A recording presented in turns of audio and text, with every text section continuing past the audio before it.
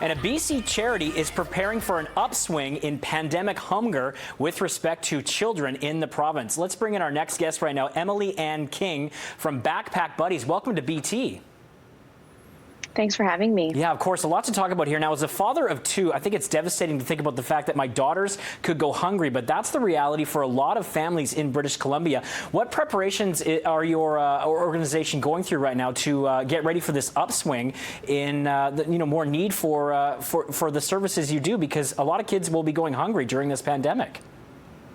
Yeah, absolutely. Pre-pandemic, the childhood poverty rate in our province was 1 in 5, and national organizations like the Breakfast Club of Canada are now predicting that number to be closer to 1 in 3, which is an 80% increase in childhood hunger. It's a really startling fact, or statistic. So what our organization is really trying to do is ensure that we are as prepared as possible. You can kind of see behind me, we have food all the way up basically to the ceiling of our warehouse. We are trying to make sure we have as many supplies on hand as possible to just meet this need as it starts to, the requests start to roll in.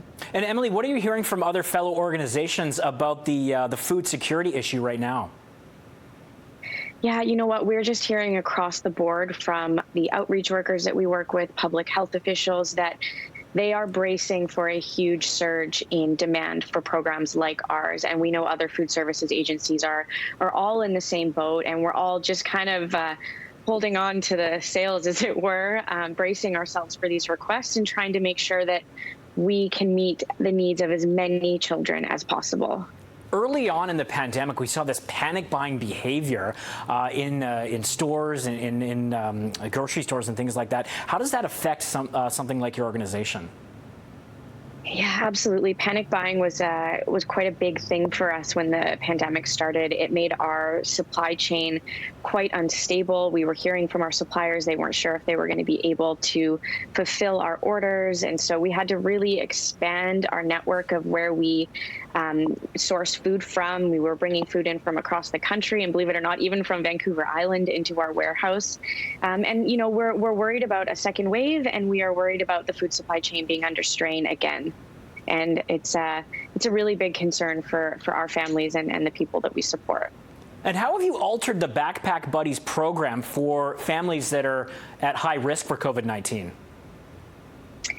Yeah, you know what? We've changed a lot of what we do. One of the main things that we've done is we've actually increased what goes in a bag. So ordinarily, we're sending these bags home on Friday for weekend consumption, and they're 6 meals. So 2 breakfast, 2 lunch, 2 dinner, fresh fruit and snacks. And what we've now done is increase the bags to have at least 9 meals in them and more snacks, really trying to expand what we're providing and ensuring that these kids have, just more at home, because with school meal programs really uncertain as well, it's just a really sticky situation. So we're trying to supply as much food as we can. And finally, where can people get more information, and how can they get involved with Backpack Buddies? That's my favorite question. Backpackbuddies.ca. There's lots of information there. And, you can message us directly if you're interested in volunteer opportunities or getting your company involved, and learn more about donating. It costs just $15 to feed a child on our program. And, with all the uncertainty kids are facing with back to school right now, we want to give kids one less thing to worry about. And you can help us do that on our website. All right. Well said, Emily Ann. Thank you so much for your time this morning. Thank you so much. All right, you have a great day. That's Emily Ann King with Backpack Buddies, and more information on how you can help hungry kids during the pandemic. We'll put this on our website for more information. Stick around. We'll have